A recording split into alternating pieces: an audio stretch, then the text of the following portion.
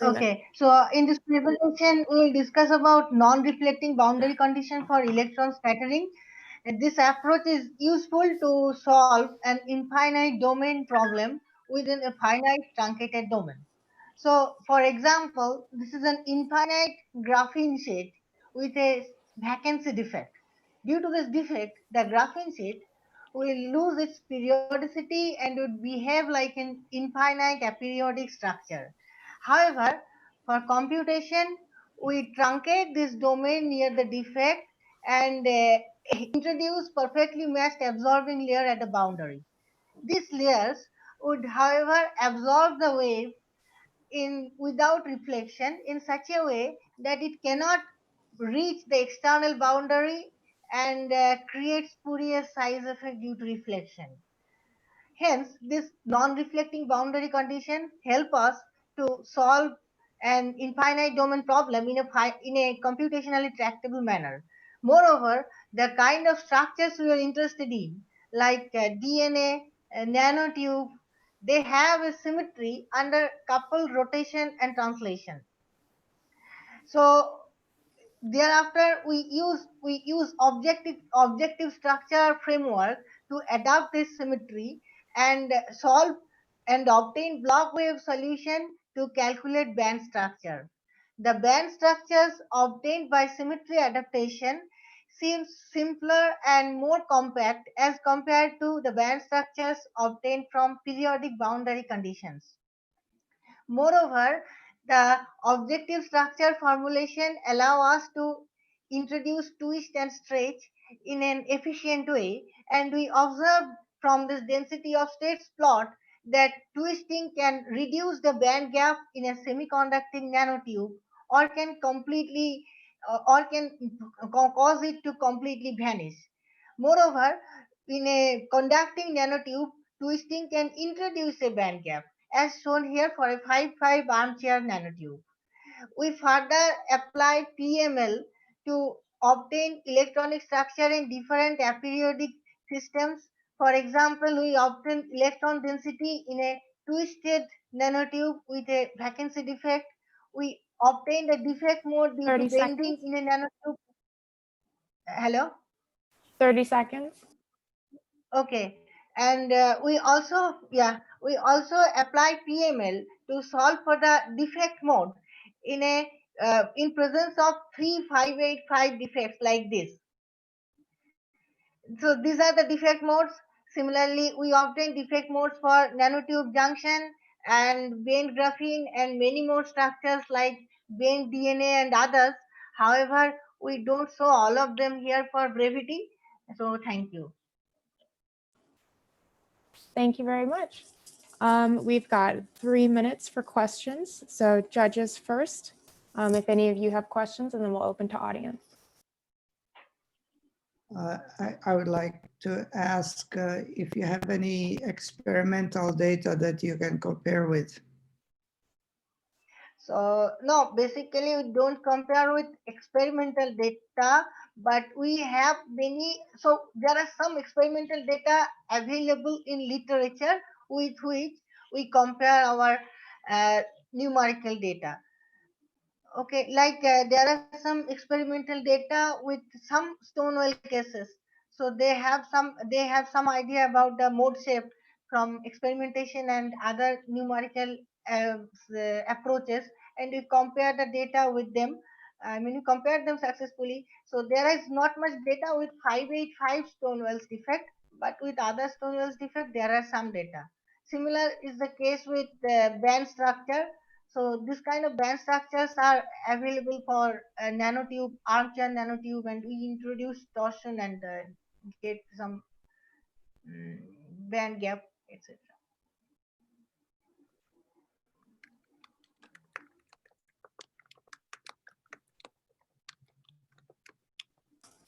Any other questions? Any other- We've got about a minute and a half.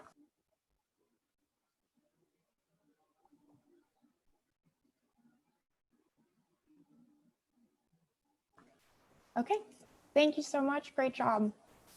I think next up, thank you. Next up is Maxwell. So whenever you're ready, go ahead and share your screen. All right, one moment. Can everyone hear me fine? Yes. All right, I'm ready whenever you are. Okay, go ahead. You've got Sure. 3 minutes. All right, good afternoon, everyone. I'd like to thank the organizers and the judges for their time in organizing this event. My name is Maxwell Lee. I'm a postdoc advised by Professors Vincent Slukowski and Mark DeGraff. And today I'll be presenting a relatively new topological spin texture known as a magnetic domain wall skyrmion. A lot of this work was done in collaboration with researchers at the University of Alabama. To get started, domain wall skyrmions are 360-degree windings of a chiral domain wall's internal magnetization, and they are stabilized by what is known as the Jaruzelski-Maria interaction. The relative ease by which these chiral features can be manipulated with electric currents makes them ideal for applications such as non-volatile memory as well as neuromorphic computing. In this work, we demonstrate the experimental observation of these domain wall skyrmions and describe conditions that are necessary to stabilize them. And to achieve this, we utilized a highly tunable platinum, cobalt, nickel, iridium multi-layer system. The main knobs that we turn in this work are M, which describes the number of cobalt nickel repeats between platinum and iridium, as well as N, the total number of platinum to iridium repeats in the film. These primarily modulate DMI strength and sample thickness, respectively. To characterize these samples, we utilize the Lorentz transmission electron microscopy, which utilizes the Lorentz force to form magnetic contrast in our images. What's important to note is that samples with large DMI will have chiral nail walls present in their chiral nail walls presence which only display magnetic contrast in the presence of a sample tilt. Moving on to our results, micromagnetic simulations first indicated that domain wall skyrmions are stable at room temperature, displaying an energy barrier to annihilation of over 60 kVt. Our initial imaging of samples suggested that domain wall skyrmion formation is inhibited by the formation of what is known as hybrid domain walls in thicker films, as suggested by increased frequency of vertical block lines in thinner films with low DMI. As such, we moved toward examining these thin films with larger DMI and indeed observed domain wall skyrmions.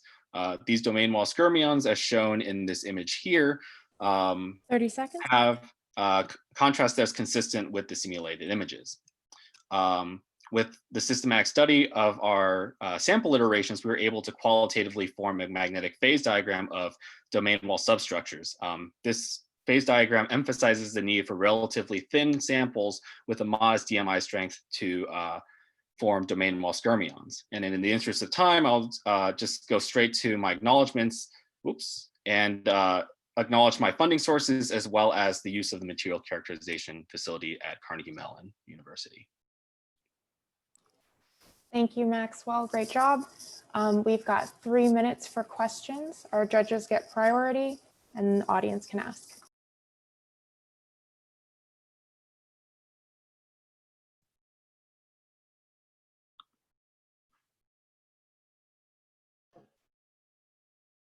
You briefly mentioned simulated images. Could you just touch on how that's done? Yes, so the simulated images, as I'm kind of pointing toward here, and as well as down here. So what we use is the micromagnetic simulation will output the magnetizations with respect to position. And we utilize, we calculate the phase, the magnetic phase from these magnetizations using the Aronoff-Bohm equation. From this phase, we were able to then calculate the intensities with respect to the positions and thus form these simulated images. Great, thank you. What is the size of the skyrmions, and are they one-dimensional? Can you control the domain walls to make arrays of skyrmions? So these domain wall skyrmions, we estimate to be around 40 to 60 nanometers in lateral size. the size of these can be modulated based on the strength of DMI, but they're, as mentioned in the, or kind of alluded to in our, in the phase diagram, there is a maximum DMI by which these domain wall skyrmions become unstable with a relatively low energy barrier to annihilation. In terms of being able to manipulate them, we're currently working on rudimentary devices where we can pulse electric current across these domain walls. We're hoping that we have simulated by pulsing pure spin current perpendicular to the domain walls, we're able to nucleate these domain wall skyrmions. But in terms of doing it experimentally in a controlled manner, that's still something that we're currently exploring. I think we got time for someone to squeeze in one more.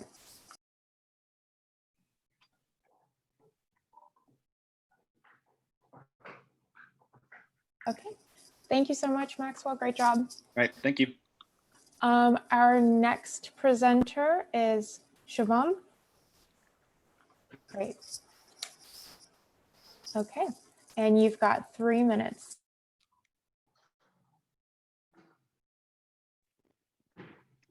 Uh-oh, okay, we'll restart your time. I think you're muted. Some audio trouble. Can anyone hear him clearly? No? All right, Shubham, we can't hear you well. We can move on to the next while you deal with your audio stuff. Okay, okay. All right, and we'll try after Brett. So Brett, if you're ready, you can go ahead. Sure. Okay, thank you. All right, and you've got 3 minutes. The Zoom room is yours. All right, so my name is Brett Lucht, and I'll talk a little bit about how we aim to use cluster chemistry to take atmospheric gases and turn them into high-value products. Those conversions I'm referring to are taking carbon dioxide and turning it into hydrocarbon chains, and taking atmospheric nitrogen and turning it into ammonia. Interestingly, the literature surrounding these presents an interesting commonality of the use of square planar arrangements of metal atoms. So to take carbon dioxide and reduce it to ethylene, it's computationally suggested that the carbon bond formation step must be supported by copper 100. And this is supported by the fact that currently no other crystal phase of copper has been found to be active towards this longer carbon chain. And then to take nitrogen and turn it into ammonia, the enzyme nitrogenase has an active site which features 4 iron atoms arranged in a square plane. There's no shortage of these kinds of clusters that feature the square planar geometry of 4 metal atoms in the literature. However, they're all synthesized through the self-assembly, which essentially means that they fall into some thermodynamic hole which allows them to be either crystallized or exist in solution to be characterized. Here we aim to take the approach of using a single ligand to template this. So having it connected by one ligand to essentially chelate all 4 of these metal atoms into a predefined geometry. Synthetically, we're doing this by starting with macrocyclic bases, which we can synthetically modify to have the same C4 symmetry as a ligand, and then metallate with a combination of iron and reducing agent source. So our most promising result so far is a crystal structure of a definitive copper-4 cluster using the resorcinarine-based ligand. So this is the first of its kind, which will hopefully be reported in literature soon, and maybe spark some more discoveries using a templated approach for this. But currently, we're working to optimize the synthesis of this, as there are several steps, and then characterize electrochemically, and then explore the catalytic activity of. And then for using iron as the metal in the clusters, 30 seconds. We've seen promise using Mossbauer spectroscopy, which isn't a definitive approach. Crystallographic data would be that. So Before we have that, the best we have is Mossbauer data, which suggests that we have similar iron environments with possibly a solvent molecule that's occupying the reactive faces of these clusters. Thank you.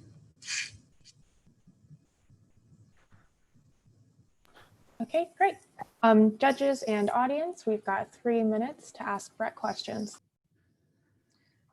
So the molecules that you're using have pi bonds, and so how are they interacting with your square planar metal complexes? So With orbitals. ideally, we're trying to prevent any kind of electron donation to these metal clusters to keep it as similar to what inspired this work as possible. That's why we have the steric bulk of this isobutyl group here. And that's why we have hopefully a very restricted electron site here. We have donation from the solvents that we work in to metallate these. So one of the challenges will be to remove that and have just a clean cluster to work with. So what orbitals are involved?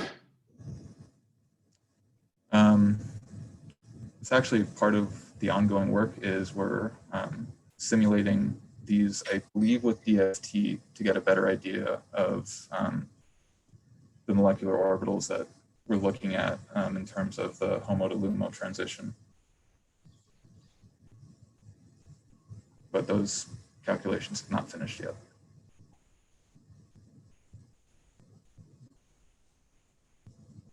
Do you want to induce charge transfer to these molecules or from those molecules? That's actually one of the ideas if these initial tetraamino ligands don't work. Ideally, we can possibly use oxygen, sulfur, or even phosphorus as the donating atom rather than nitrogen. So what spectroscopic, you've got the crystal structure, right? But besides the Mossbauer, presumably you've got some UV vis or electrochemistry or EPR or something, right? To interrogate the communication between the metal centers? Yes. So the amount, or rather the scale that we've been doing these on, we haven't brought any of this material outside of the box or our inert atmosphere. But ideally, yes, those will provide some more evidence to kind of support this, but at the moment, we only have Mossbauer data.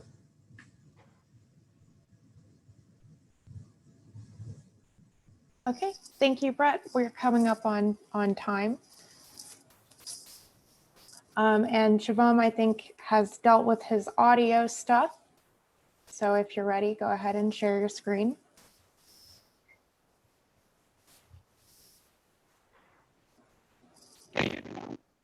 Oh, maybe has not dealt with audio stuff.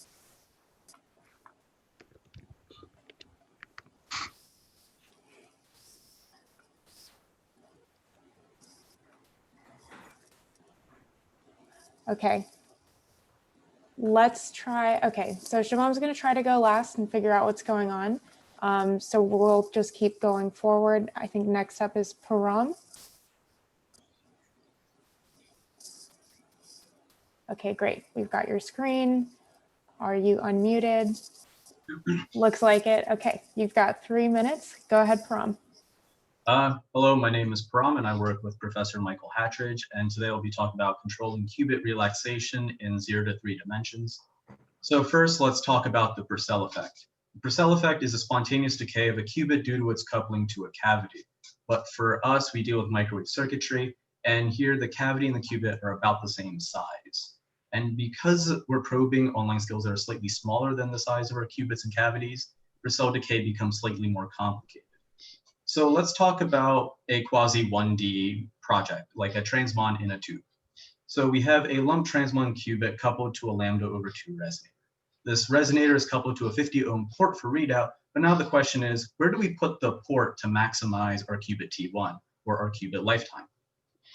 So here you see in the bottom right, on the bottom left graph, you see the blue curve and the orange curve. The orange curve represents the Purcell limit, and the blue is our data that we're seeing in simulations. So we see a vast improvement upon the standard Purcell limit, and there must be a spot that on the resonator where we should be able to maximize our T1.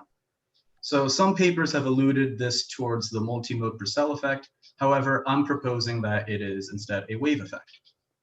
So in the middle graph, we see that when we move the port along this resonator and we change the pin length for constant kappa, in this left bubble, we see that this wave effect changes with qubit and cavity frequency, as well as the length of the pin. And each of these curves represents a different point along the resonator. So for a given pin position, there must be a sweet spot.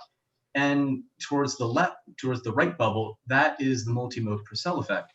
And we can prove this by imagining a bunch of different higher order modes, and we can see the interference. So this wave in space Purcell effect, which we'll call wispy, we can investigate this by looking at the electric fields of both the qubit and the resonator. So here we have the electric fields of the resonator, and here we have the electric fields of the qubit. If we look at this wispy factor, and if this wispy factor is much greater than 1, we know the resonator fields are strong at this position and the qubit fields are weak, and this would be a good place to put a readout port. So in the wispy factor plot, you see this red regime. This would be the best place to put a readout port.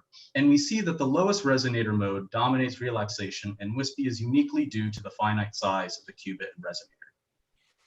So we apply this knowledge to some 30 existing seconds. 3D cavities, and we have our old 7.5 gigahertz cavity. We made some modifications to the new design. So here's just a list of the modifications we made, but in the wispy plot, you see another red regime, and this would be a place where we could put our new readout port. And we can compare a massive improvement in our qubit T1s because we're putting the port in a place that's not affecting the qubit directly. So in conclusion, in superconducting circuits whose size is about the size of the qubit wavelength, understanding the spatial effects of the wispy is very important, and it's easily applicable to 2D surface code as well as 1 to 3D cavity experiments. And more importantly, this eliminates the need for external Purcell filters. Okay, great job. Thank you, Param. We've got 3 minutes for questions. What is the Purcell effect of vacuum? A vacuum, I would assume it would just follow this equation based on the coupling to the vacuum, which wouldn't necessarily exist.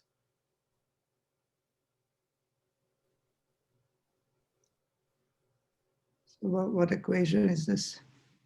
So this is the equation we use. It's basically, we have G over delta, which is the coupling to a cavity. And then we have the bandwidth over cavity, and this gives us the Purcell effect for a coupled system. For a vacuum, I would assume that you would need the coupling between the qubit and the vacuum, which would be just spontaneous decay.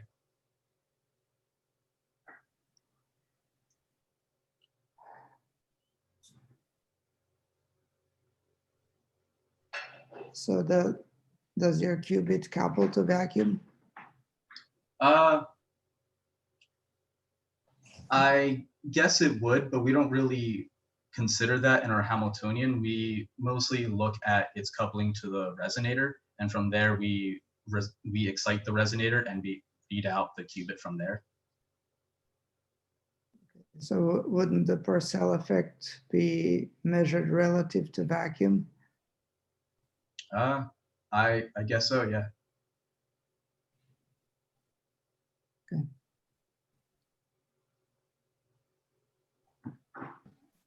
This is the furthest thing from my wheelhouse. It's very interesting though. Could you just explain your methodology a little bit? So we have 2 simulation styles we can do. We can model this in 3D with a bunch of high frequency solvers, and that's what we did for the tube model. What we did is we just manually moved the port as a model inside this simulation software, and it solves the Maxwell equations and is able to give us certain things like the frequencies, the Qs of each mode, as well as the electric fields. And then we wanted to cross-check this by looking at lumped circuit elements. And by looking at these circuit elements, we're able to see that it is indeed a wave effect and not the multi-mode Purcell effect, because we can manually say, oh, hey, let's look at the higher order modes and see what happens. And we only see the later modes. So it must be some sort of constructive interference if we're looking at lumped elements. What's your simulation software? We use HFSS and Microwave Office. Okay, thanks. Okay, thank you, Param. We are about at time. Next up is Aaron Greenberg, but I'm not sure. I don't think, Aaron, are you in here? No, I haven't seen him. So Anantha, Yeah, if you're ready. Yeah.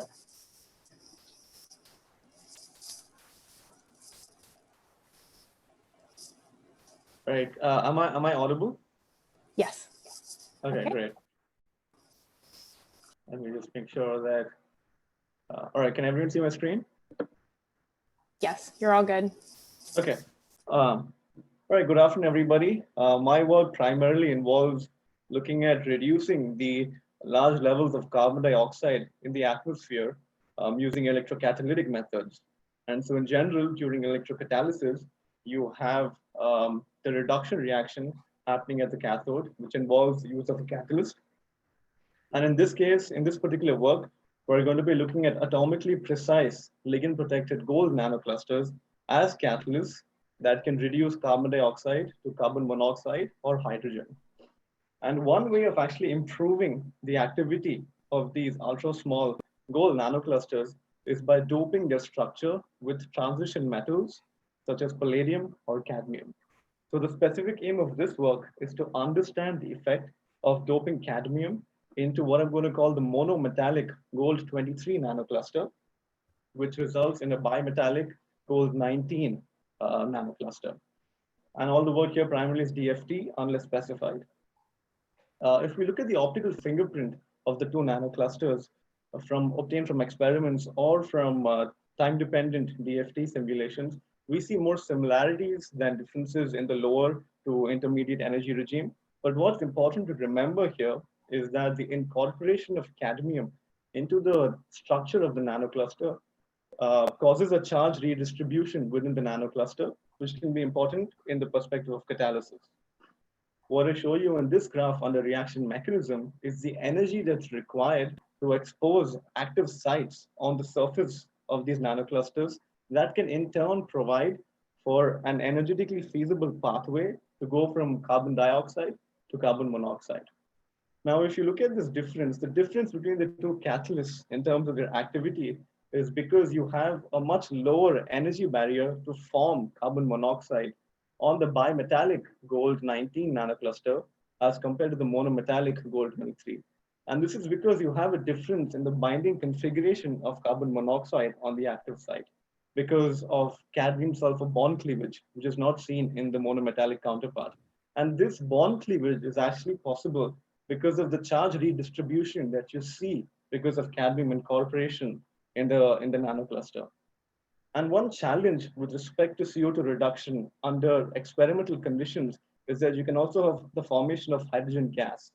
So in order to understand, thank you. So in order to understand which nanocluster is more selective, we calculate what is known as the difference in limiting potentials between CO2 reduction as well as hydrogen evolution. And since we see a positive difference in limiting potential, we say that the bimetallic gold nanocluster is more selective towards CO. And this has been confirmed through experiments that have been done by collaborators, where we see a high selectivity as well as activity for the bimetallic nanocluster. So my one-line summary is that we were indeed able to identify bimetallic gold-based nanostructures for the electrochemical reduction of CO2 to CO with high selectivity and high activity. Thank you. Thank you so much. We've got 3 minutes for questions. So this cadmium sulfide bond cleavage seems to be important. Mm-hmm. So where does that happen and how does it happen? Yeah, that's a great question. So what actually happens is, let me just try to zoom in so that So what's actually happening here is because you have cadmium, which is divalent, you have basically, and you have carbon monoxide, which is electron withdrawing. What's happening is that you have basically a very huge difference in the electronic density between the cadmium sulfur bond as compared to, for example, having, so here you have gold, this is cadmium. So usually you would have a staple motif like this, right? You have a gold, sulfur, and gold. But here now you have a cadmium, sulfur, which is basically far away now.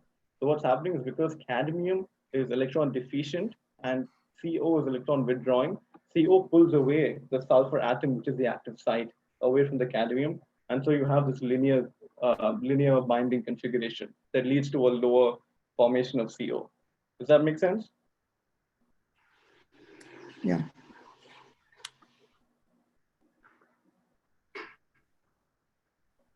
So I'm curious why cadmium was picked as the doping metal.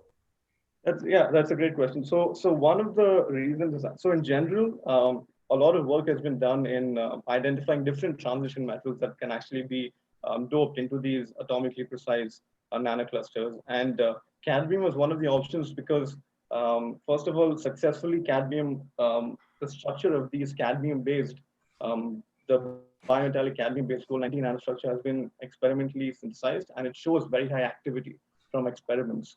So in general, what we see is that from experiments, this particular system, this particular bimetallic system shows high activity for CO2 reduction. So having said that, there are other transition metals such as palladium, platinum that also have been doped into similar systems. And cadmium also being divalent introduces that charge redistribution, which you don't get with platinum and palladium because they're the same, because you have the same oxidation state basically.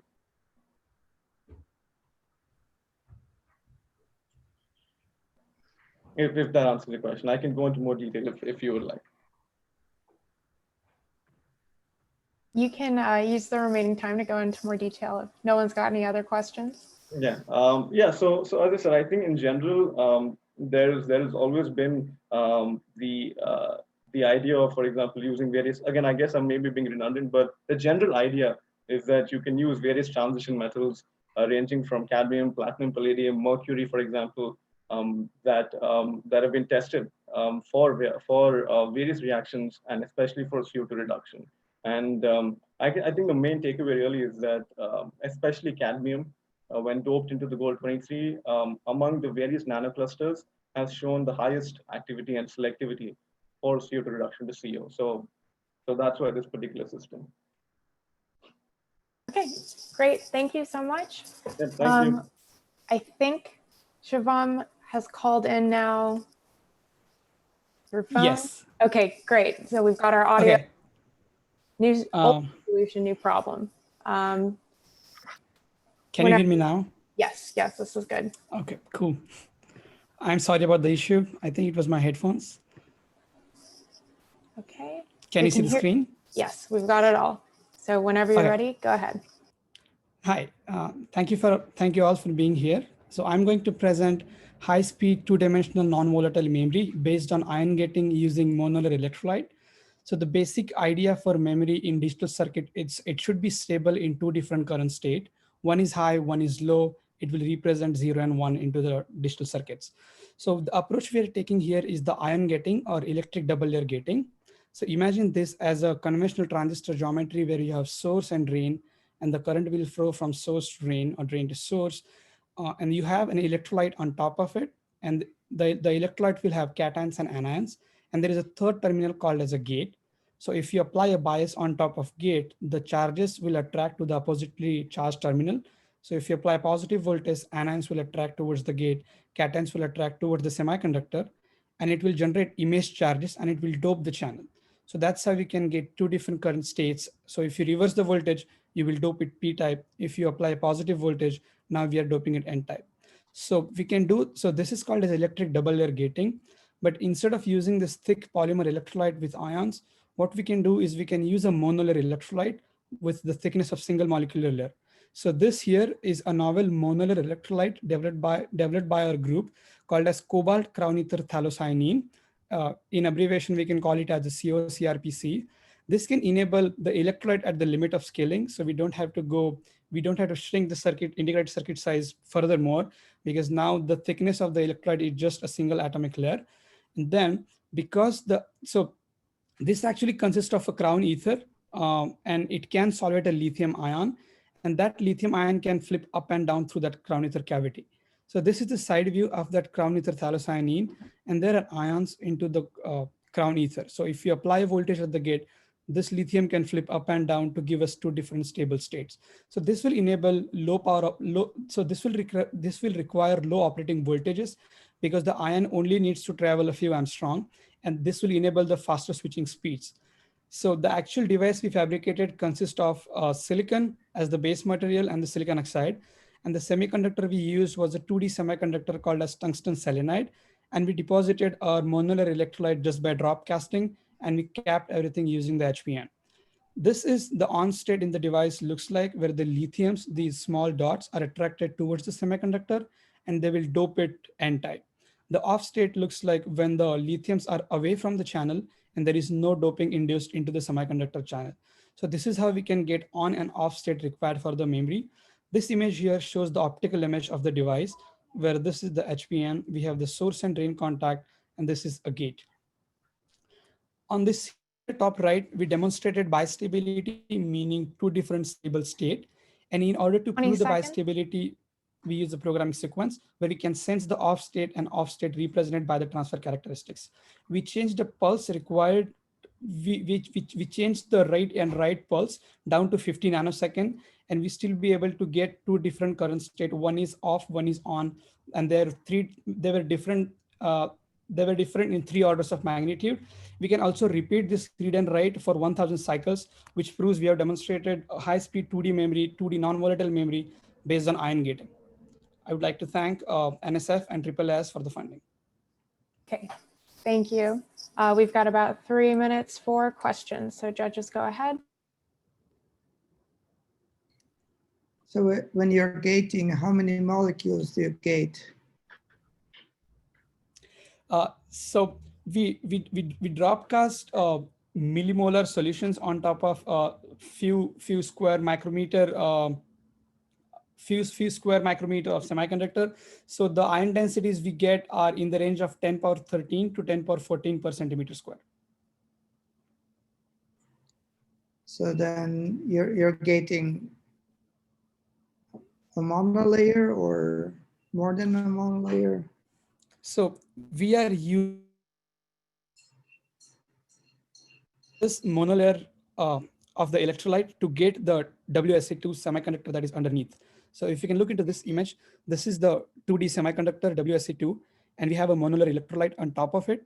This has the ions. So ion densities that we get are around 10 power 13 to 10 power 14 per centimeter square. And using these ions either away or either close or away from the semiconductor, we can dope the semiconductor. And the carrier densities we get into these semiconductors are also on the order of 10 power 13 to 10 power 14 per centimeter square. Thank you. But you don't have a centimeter squared. So for the active area of the device, how many molecules does that translate to? Oh, that's a good question.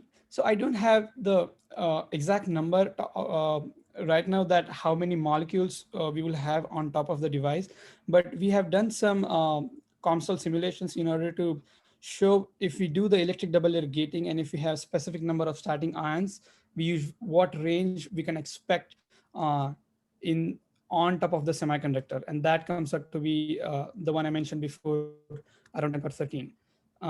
The experiments, so these experiments did not have all the lithium ions in all the crown ether cavities. We only had one lithium ion per 4 crown ethers. And we did this deliberately in order to make sure all the ions we are putting would find at least one crown ether to go into. So we did not do 1:1 crown ether to lithium ratio. But we had one lithium ion per 4 crown ethers. But we are yet to do the experimental measurements, which are Hall measurements, to confirm the exact carrier densities we are getting for the given device area.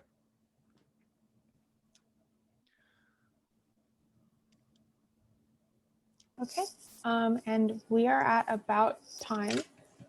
So thank you, Shubham.